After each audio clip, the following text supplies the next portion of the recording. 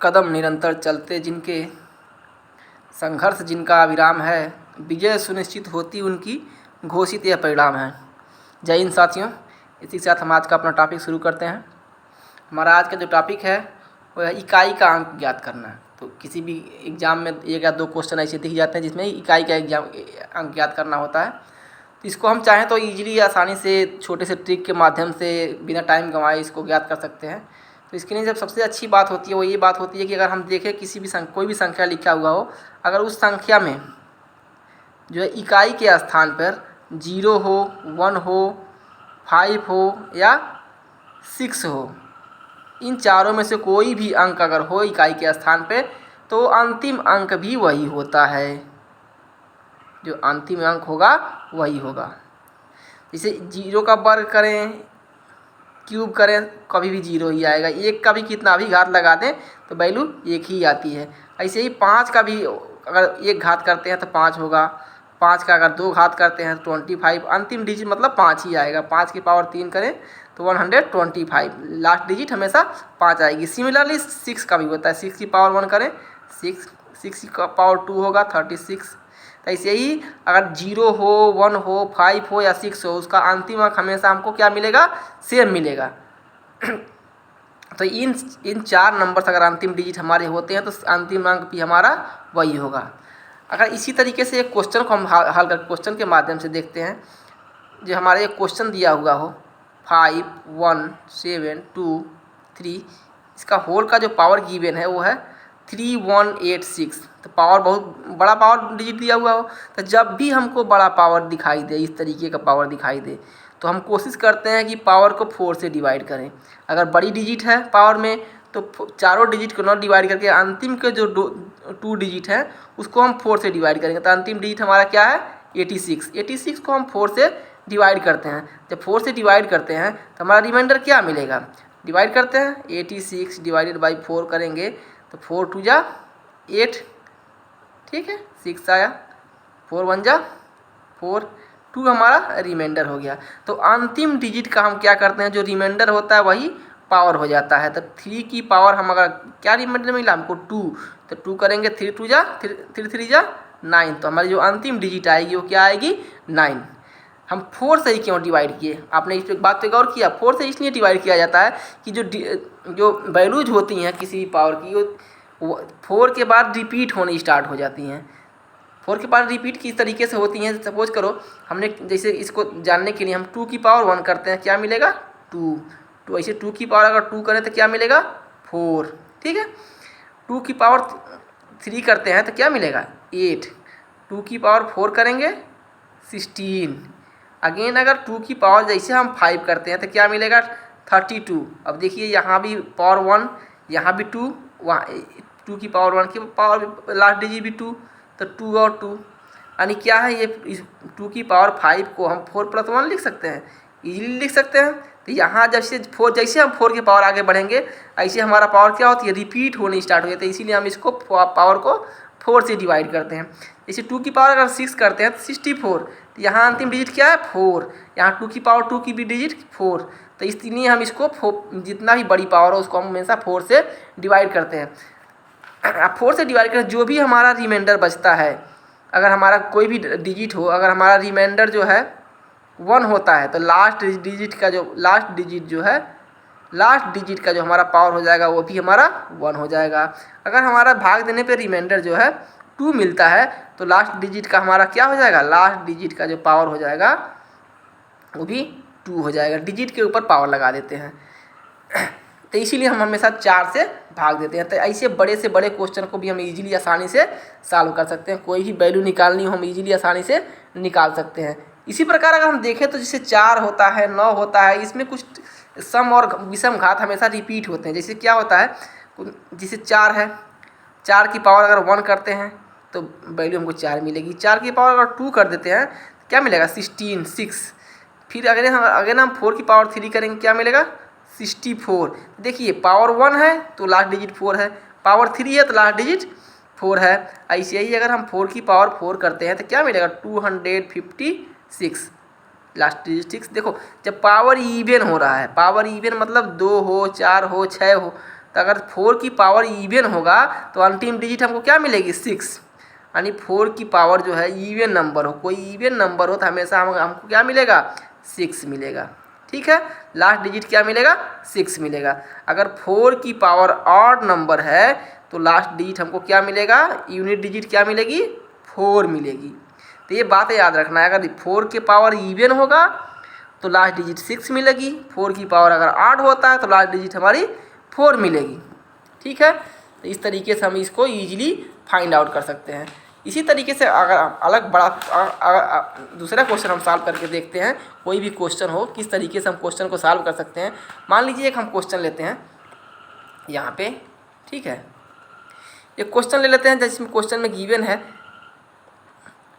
3 की power 61 into 5 की power 48 into 7 की पावर 31 इंटू 8 की पावर 58। इस क्वेश्चन में कहा है इकाई का अंक ज्ञात करना है। इकाई का अंक ज्ञात कीजिए। जब इकाई का अंक ज्ञात करना हो तो इसमें हम देखते हैं जब इस तरीके का कोई भी क्वेश्चन हो जिसमें आधार, इसमें क्या कहते हैं, अगर ए की पावर बी लिखा हुआ हो तो ये हमारा क्या होता है बेस होता है, और ये क्या होता है पावर। ठीक है, पावर को अंग्रेजी में हिंदी में घात कहते हैं। जो बेस होता है इसको रेडिक्स भी बोलते हैं, आधार भी कहते हैं हिंदी में। ठीक है, तो अगर कोई भी क्वेश्चन जब मान लीजिए क्वेश्चन दिया हुआ इसमें 5 है एक जगह और एक जगह इवन नंबर है, तो 5 और इवन नंबर का मल्टीप्लाई करते हैं तो लास्ट डिजिट क्या मिलता है। अगर मान लीजिए 5 गुणे 8 करेंगे तो 40 मिलेगा ना, तो अंतिम डिजिट हमेशा 0 मिलेगा। मतलब क्या, अगर 5 बेस में हो और कोई और आधार, मतलब यहाँ लिख लेते हैं हम नोट में, कोई नंबर गिवन हो और 5 हो नंबर में 5 हो तथा कोई और नंबर इवन हो, कोई और संख्या सम हो मतलब इवन हो, तो अंतिम डिजिट क्या मिलेगा हमारा, तो अंतिम डिजिट जो मिलेगा, यूनिट डिजिट जो मिलेगा वो हमारा 0 मिलेगा। ठीक है, ऐसे ही अगर 5 गिवन हो नंबर हो और कोई भी नंबर हमारा जो है 5 के बाद कोई भी संख्या का आधार सम न हो, मान लीजिए ऐसे ही एक नंबर ले लेते हैं, 3 की पावर 15 कर लेते हैं, इंटू 5 की पावर 16 लिख लेते हैं, इंटू 7 की पावर लिख लेते हैं 11। ऐसे ही हम ले लेते हैं क्या, मान लो 3 है 5 है 7 है, 9 की पावर 2 ले लेते हैं। इसमें 5 के बाद कोई भी संख्या सम नहीं है, 3 5 7 9 सभी क्या हैं, ये सभी विषम हैं। और जब 5 का हम किसी विषम नंबर में मल्टीप्लाई करेंगे तो हमेशा क्या मिलेगा, अंतिम डिजिट 5 ही मिलती है, अंतिम डिजिट हमारी मिलेगी 5। तो इस तरीके से अगर ये क्वेश्चन गिवन हो, आप पूछ ले अंतिम डिजिट क्या मिलेगी, तो हम क्या बताएंगे, अंतिम डिजिट हमको मिलेगी, अंतिम डिजिट मतलब इकाई का अंक हमारा मिलेगा 5। ये क्लियर हो गई कि 5 हो और सम संख्या हो तो अंतिम डिजिट मिलती है हमारी 0। अगर 5 हो और सम संख्या कोई सम संख्या ना हो आधार में बेस में, तो अंतिम डिजिट हमको मिलेगी 5। ठीक है, इतना क्लियर हो गया। चलिए अगला क्वेश्चन हम करते हैं। अगला क्वेश्चन हमारा है, ये क्वेश्चन है 3 की पावर 61 इंटू 6 की पावर सपोज करो 49 हमने ले लिया, 7 की पावर 31 ले लिया और 8 की पावर 58। इसमें हमको यूनिट डिजिट फाइंड आउट करना है, मतलब इकाई का अंक निकालना है।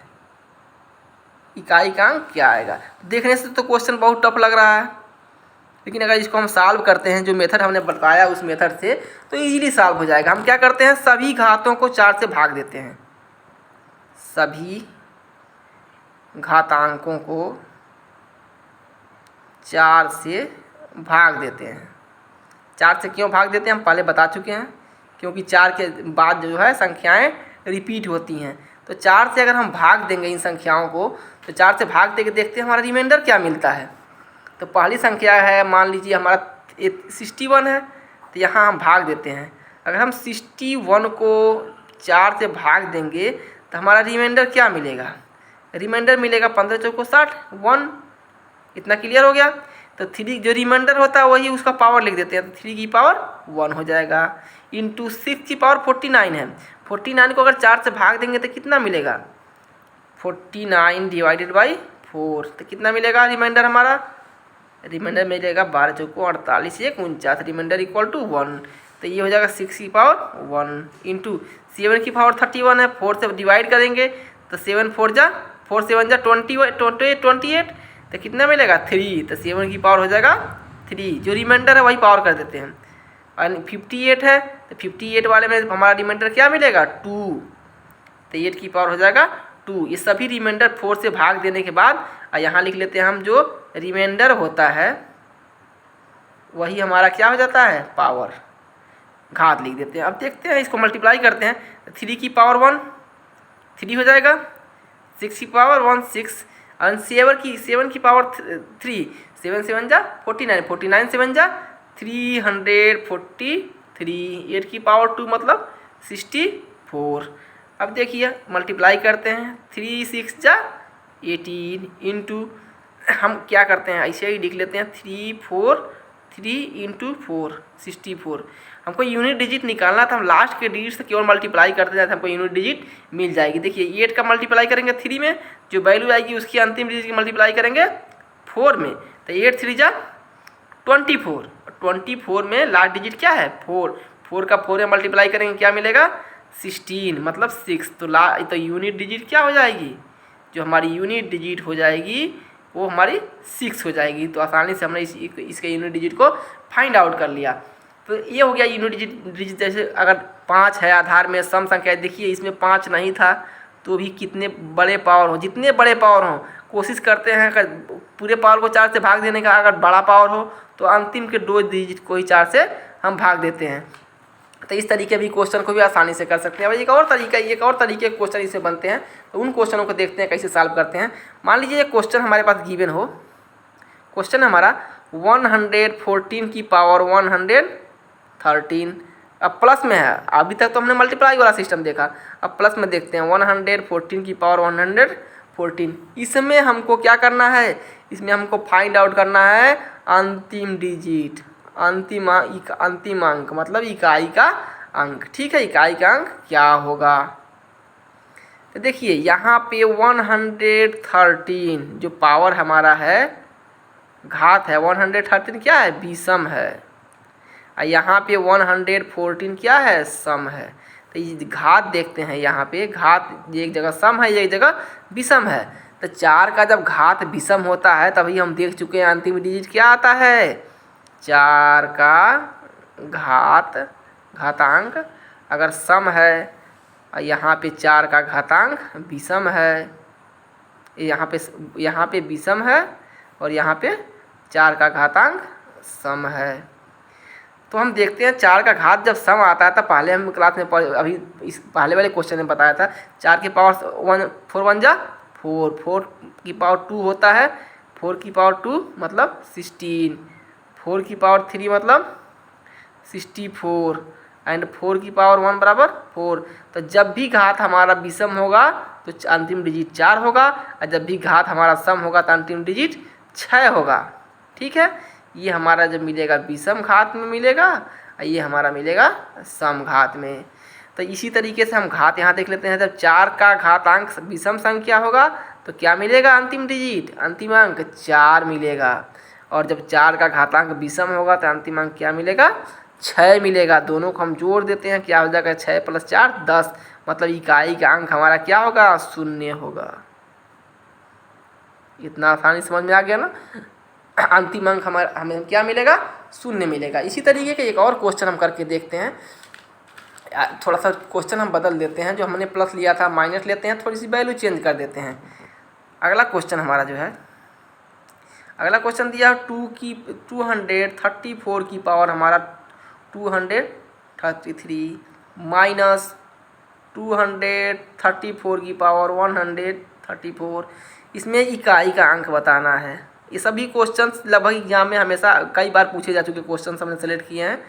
इकाई का अंक बताइए। तो इसमें इकाई का अंक बताना है। तो वही मेथड अप्लाई करते हैं। जब 4 की पावर क्या क्या है, यहाँ 4 है आधार में और इसका पावर क्या है, विषम है, तो अंतिम अंक क्या मिलेगा। यहाँ एक हमेशा ये बात ध्यान में रखेंगे कि अंतिम अंक जो आधार का जो अंतिम अंक हमारा है वो क्या है, 4 है। और इसका घात क्या है, विषम है। अभी इसके ऊपर वाले क्वेश्चन में हम कर चुके हैं चीज़। ऐसे ही माइनस में यहाँ भी देखते हैं, अंतिम अंक 4 है, घात क्या है, सम है। ठीक है, अंतिम अंक 4 और घात क्या है, सम।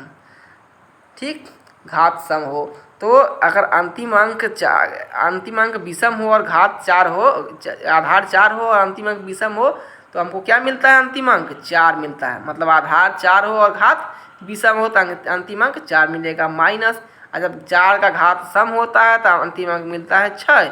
इसको हम सॉल्व करते हैं, देखते हैं क्या मिलता है, -2। तो क्या -2 अंतिम डिजिट हो सकता है, नहीं। तो ऐसे केसेस में हम क्या करते हैं, जो भी हमारा अंतर आता है उस अंतर को 10 में से माइनस कर देते हैं। तो 10 - 2 कर देंगे, क्या मिलेगा, 8। तो हमारा इकाई का अंक जो हो जाएगा 1 हो जाएगा। तो इस तरीके से कोई भी क्वेश्चन हम इकाई के अंक आसानी से निकाल सकते हैं। अगर आपको वीडियो पसंद आया हो, ये तरीका हमारा पढ़ाने का समझ में आया हो, तो वीडियो को लाइक करें, सब्सक्राइब करें और शेयर करें।